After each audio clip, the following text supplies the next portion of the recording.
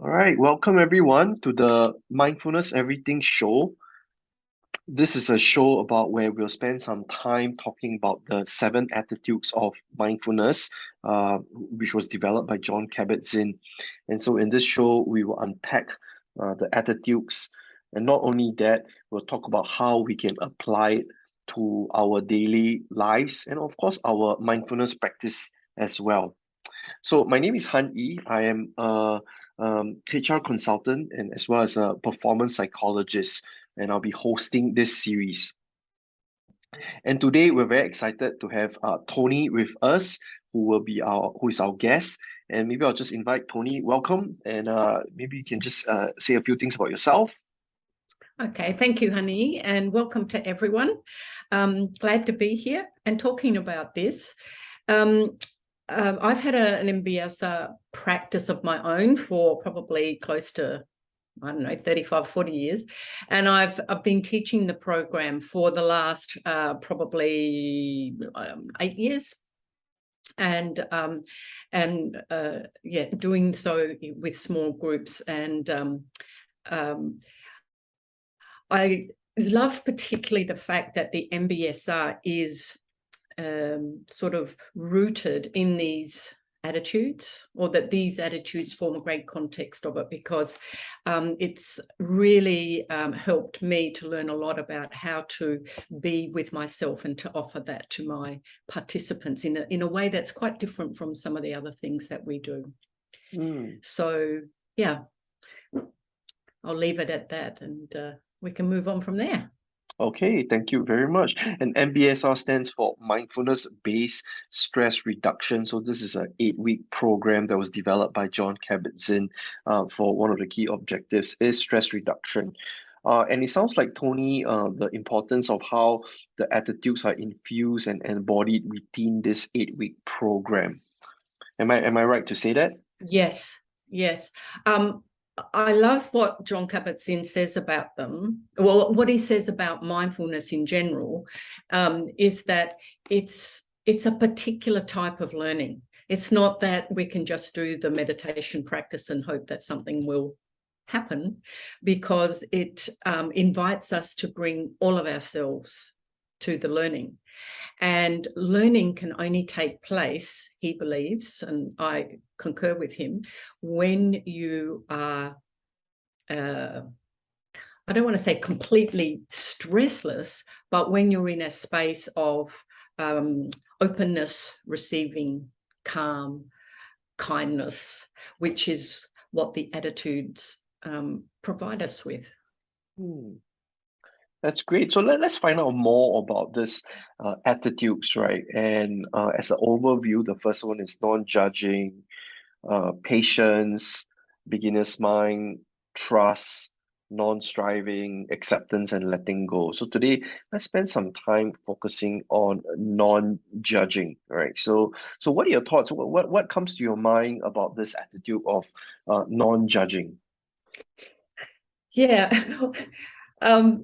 I've been doing mindfulness, my own personal practice, for quite a long time. And I find that the more I look into even something like the attitudes, the more I understand a little better how to describe them. And one thing that I learned pretty quickly is that those 7 words that you said don't necessarily always translate exactly as they do in the normal way, in the normal language that we use every day.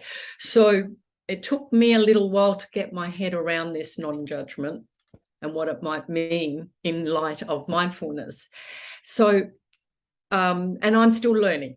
But one of the things that I've come to understand is that when especially when we go into practice and we become still and we become quiet, all sorts of things start to arise: thoughts, sensations, feelings, etc., etc.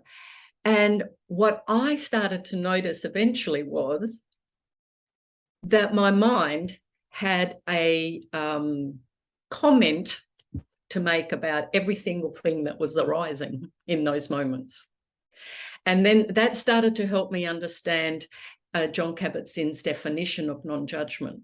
Okay, so our aim is to allow all these things to come up, whether we're in practice or whether we're in daily life, and just try and be with them, right? Directly experiencing them without deciding or letting our mind decide if we like it or if we don't like it or if we can't be bothered with it. So it's a way of being with whatever's present without making up your mind straight away before giving it enough time to see what's really here, as to whether it's something that you want or you don't want. I don't know. What do you think, honey? That's my understanding up until now. I don't know whether you might want to add anything to that. Yeah, so I think clearly we realize that we have a busy mind, right? And you know how some people describe it as a monkey mind. So it's all this stuff that's floating in and floating away.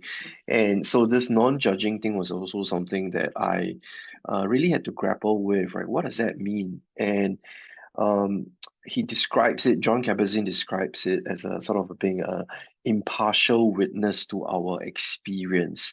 And our experiences can be positive, can be negative, whatever it may be, and allowing it to stream in and stream out. And we are sort of taking that stance of observing, of tuning in and listening in a impartial and, for lack of a better word, non-judgmental way. Yeah.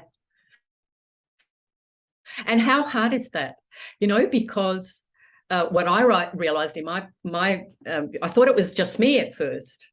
And I think a lot of my participants say, oh, I can't do this because my mind won't quieten down. But it's a very normal part of us.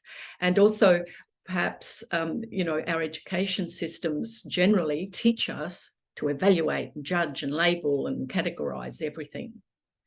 And that's exactly what non-judgment asks us not to do.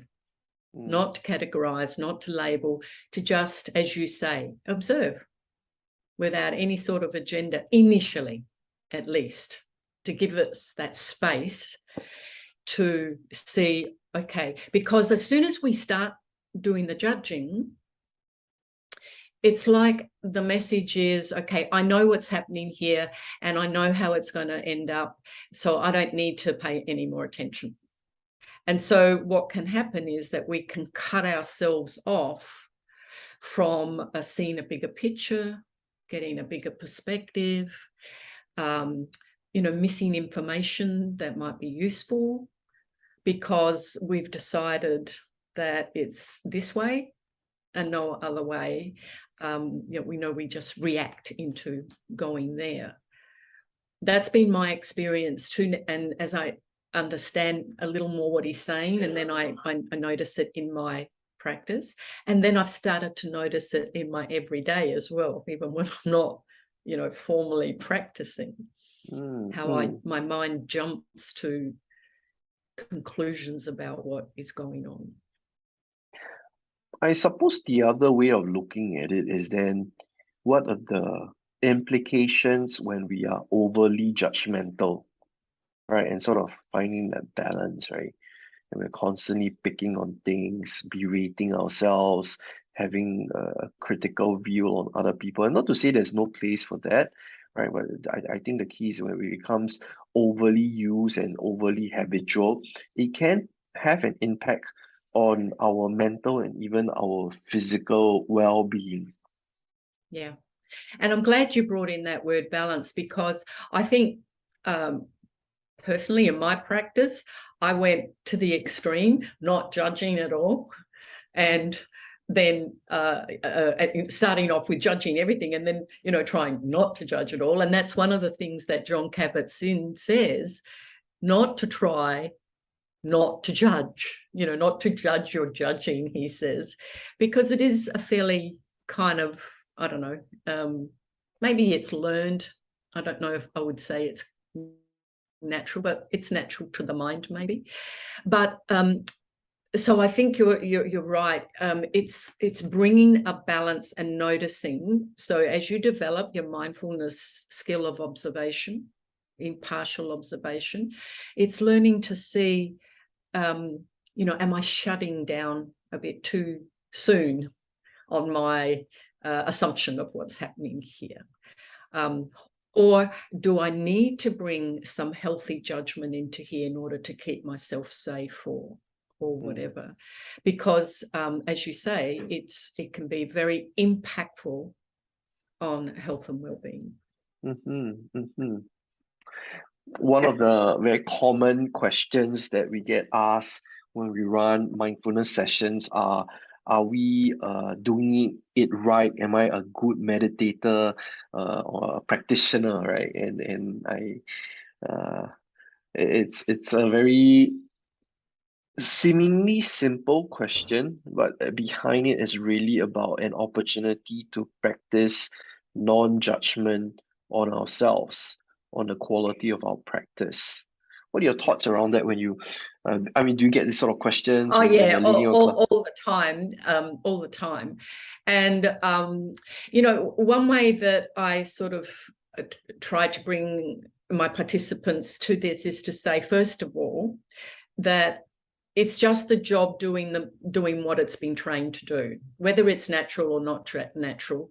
That's what it's been trained to do, especially in our cultures. Our education system is so much like that.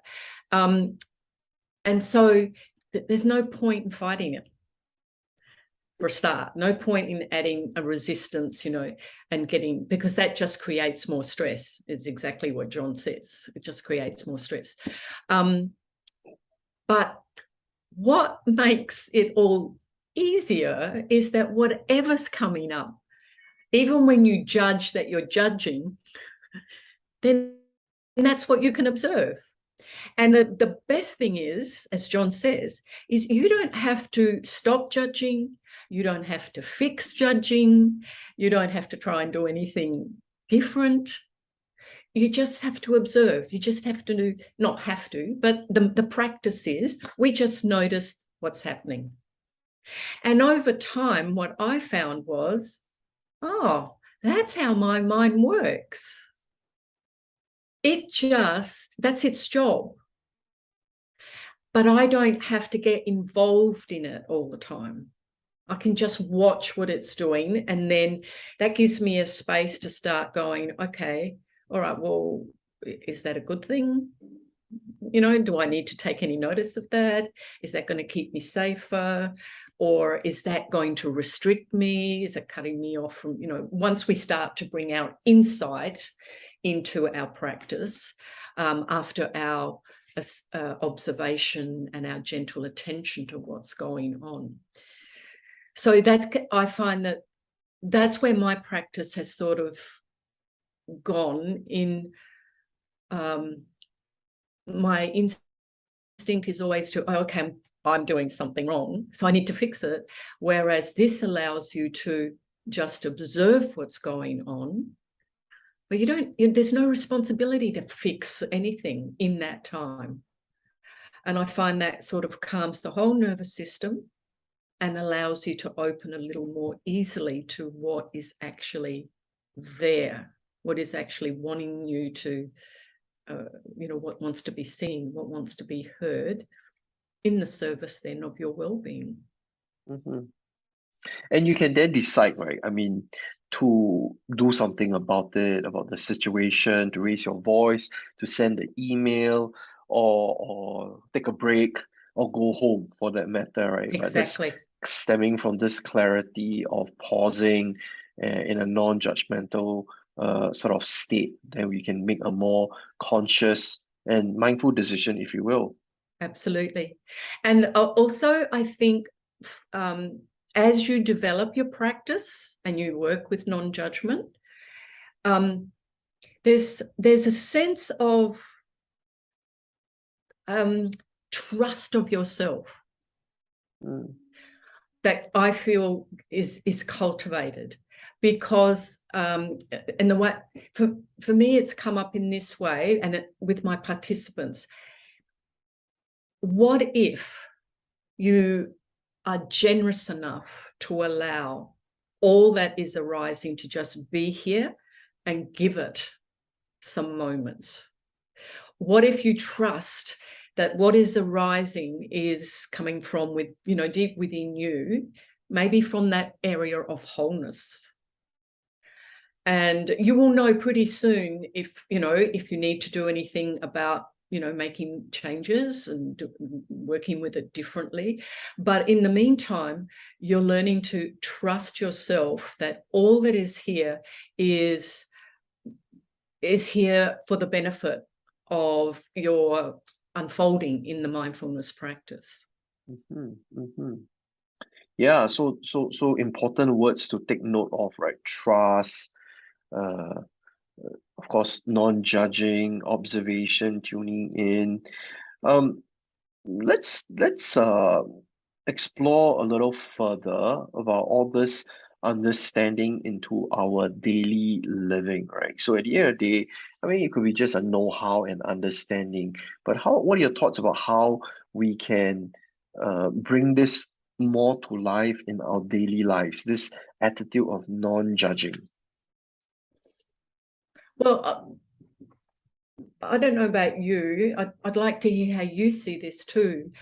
Um, I have found that as my practice developed, and I've specifically worked, say, with the non-judgment. I don't mean in a mental hard way, but just bringing to mind as you're doing your practice that, oh, there's the judgment, and then intentionally, gently saying, okay, my choice is not to judge this, and come back to the breath and allow that openness.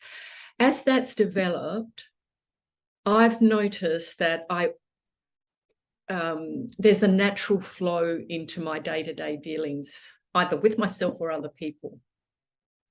And I catch myself when I'm judging a situation or a person or my own personal experience a lot more often and a lot quicker than I used to before developing my practice. And so what I find is that pause that you were mentioning, I become aware of it more, and I can stop. And it might mean that instead of reacting to someone that said something to me, I might choose. That makes me choose to just stop for a minute and really listen a little more deeply, perhaps. Mm-hmm. And so the interaction goes differently, maybe. Or if I what's the word, evaluate something that I've done or said, and in the past I may have been pretty harsh with myself about it. Again, I notice what I'm doing, and I can say to myself, okay, let's just stop. Let's just feel it in the body.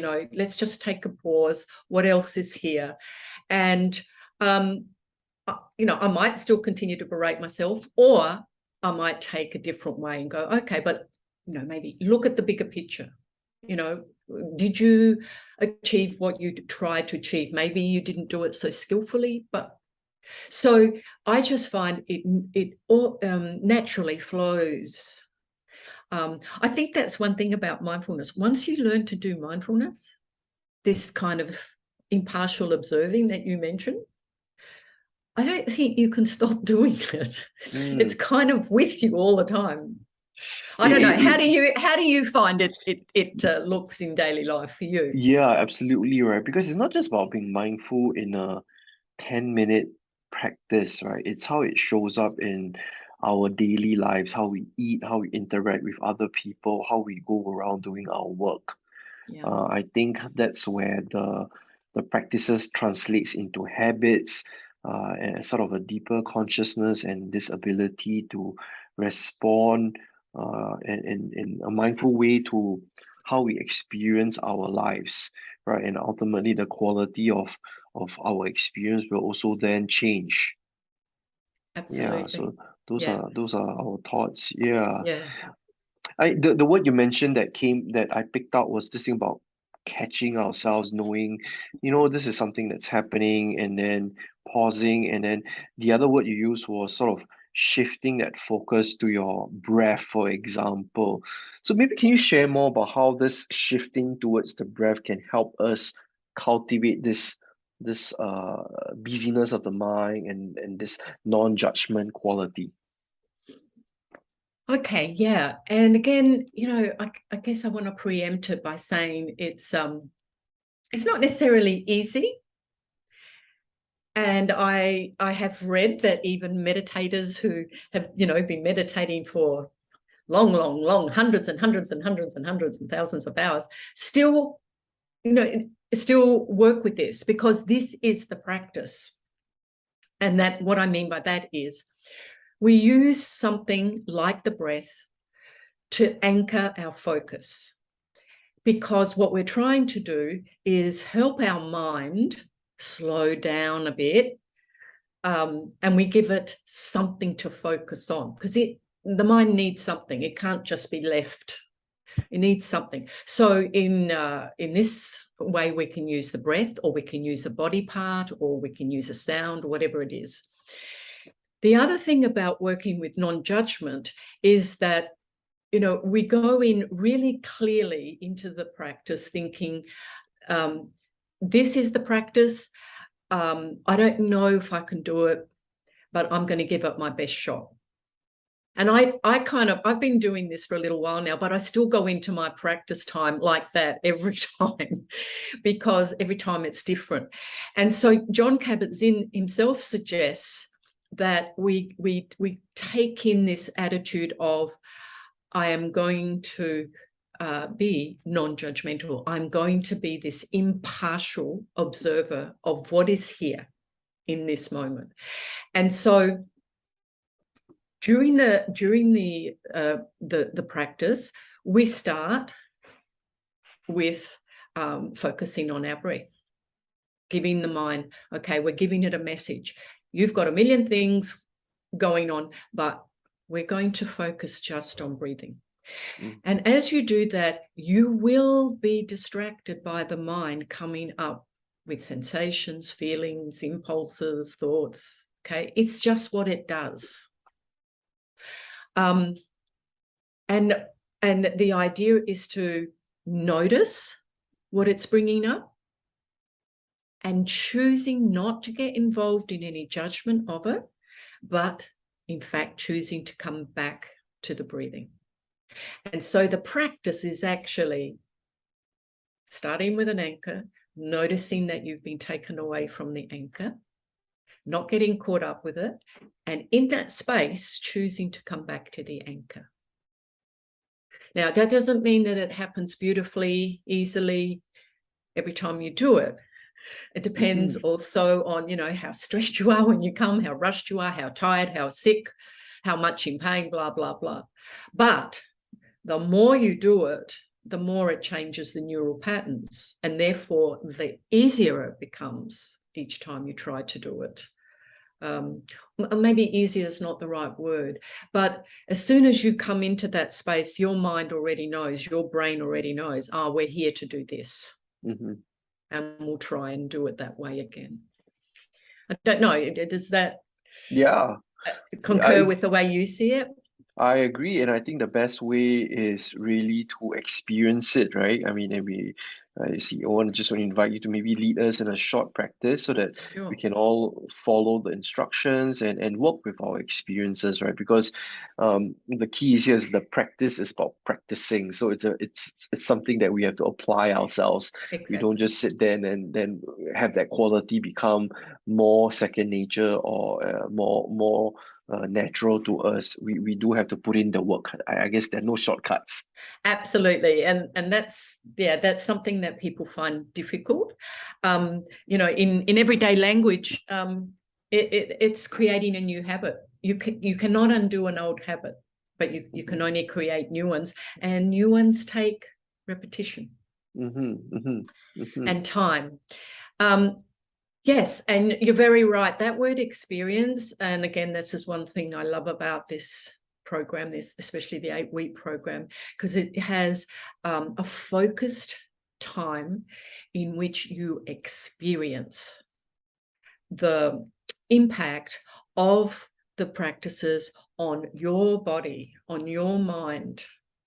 And you get to be the scientist who looks at, oh, this is what I'm feeling right now. This is what happens when I breathe like this or whatever. So you get firsthand, what's the word? When someone gives you firsthand feedback directly from yourself. So let's take We just go a, maybe 2 to 3 minutes, just a short practice. yeah, We can yeah, process that yeah. for a bit. Yeah. So just coming into the space, just kind of becoming aware of making that shift from your head to your body.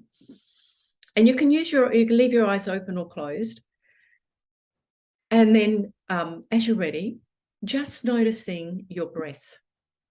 And you can watch it at the belly or the chest, or as it moves in and out of the nostril. Just watching the breath, just feeling it as it moves into the body and moves out of the body.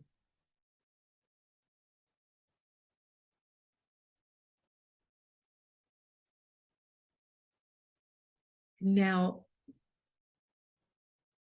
straight away, probably you have already noticed, like even I, who do this a lot, there were thoughts already, am I doing this right for the audience? So that arose, and already there's a judgment attached to it. So just notice as you're breathing, what's arising? Is there a sensation like something in your body? And what's your response to it? Is there an emotion that comes up? And what's your response? And when I say your response, what's your mind's response to it? Or there might be a thought like, I don't know if I feel comfortable doing this. Now, already that's a judgment. Or am I doing this right? That's already a judgment. So just do the breathing for a couple of seconds more and just notice what is coming up for you.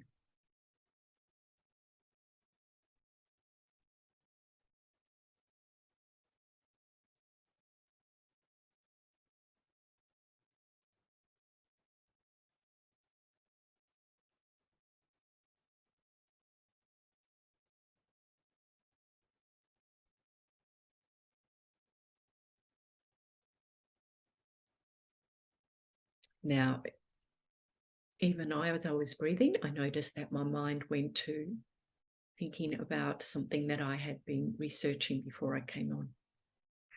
And so I just notice it, and I just escort my attention back to my breathing, and I'll catch up with that later.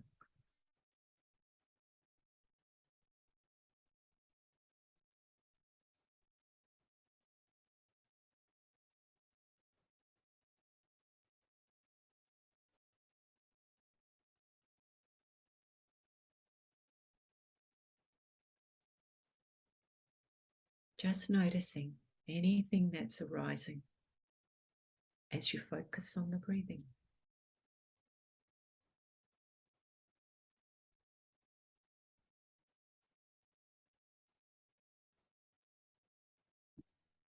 you might even notice how easy it is to get pulled away and to get held there.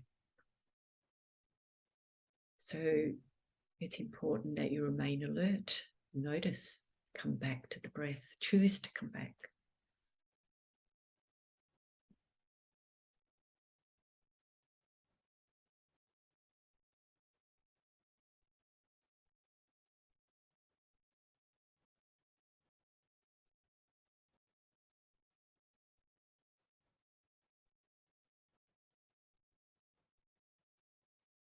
And then in your own time, just opening your eyes again. Now, that was pretty short, but I don't know, honey, did you have any experience of